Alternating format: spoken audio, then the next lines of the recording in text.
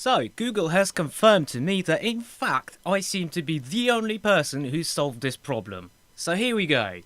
I assume you want to convert some synths into 432? Well, this is the motherfucking way. This is the best fucking way to do it. I've tried lots and lots of different ways, and they're all a bit glitchy. This is reliable as fuck. As long as you do it right. All you need to do is arm the actual synth track, whatever program you're on, doesn't matter what software it is, they all take pitch shift input from a MIDI. And coming up there will be a really mega script. So this is a 4-octave keyboard, 3-octave keyboard with record controls, track controls with all the controls, launchpad and macro controller. So for the next 45 seconds I'm gonna have to shamelessly advertise this particular script because it's simply awesome. So as soon as I've got this 2000 line script down to 500 lines, I don't even know if that's possible, but I've already halved the size and it's fast, it works, and I just fancy making it really good. So that will be up for sale probably in a couple of weeks. And going by my calculations of what the stuff I used to want to buy, this is replacing about $1.50 worth of MIDI controllers. And it's practical as well, because let's face it, you can't use them all at once, can you? Well, actually with this script it is possible. The 432 conversion script for the PitchWheel is free, and it's on here for you to try it out and do whatever you want with it. So in this bit of a video, here we've got 136.102, or you know, you can have 432, but they're basically the same fucking thing. And a synth playing the exact same note, pure sine wave. They're both pure sine waves, and you all know what happens when you put two sine waves together that aren't the same frequency. They interfere. So currently we're at 440. We run this and bam, we're at 432. Now the magic thing is, when I hold shift, so when I hold the shift key, I have the pitch wheel in my mouse and it returns back to 432 tuning. Now the number, this is the script, I'm going to keep that on the side while I explain what it is that it took me 4 hours to calibrate.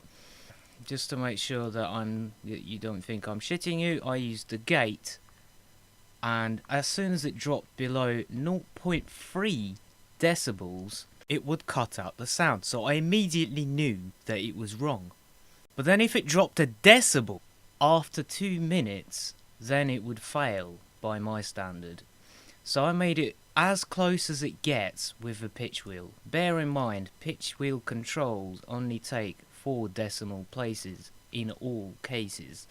Some music software may take less, which would be awful for you. I'm so sorry. But anyway, it would round it down, so this would be 467. So yeah, this is it. Very simple. To do it, all you need to do is go to your favorite browser and go on Google and find Medioc's website by typing in Glovepie. Bam. Go internet, go wireless. So it's on glovepie.org, and then you need Mediok. Glovepie is a standalone program, so it just runs and communicates with Mediok.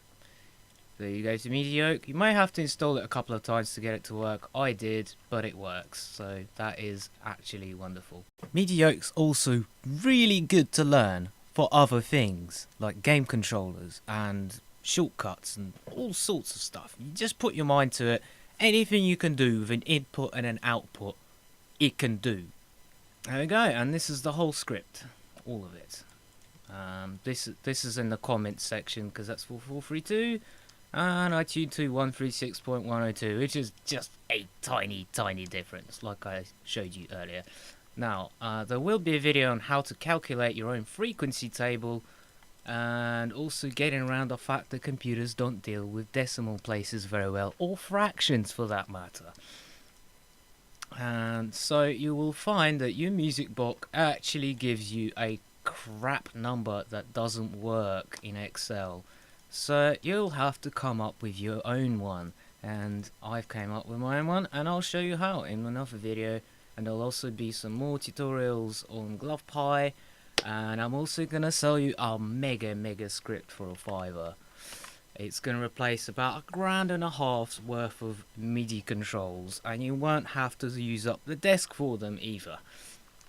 So your music production is about to kick some serious ass.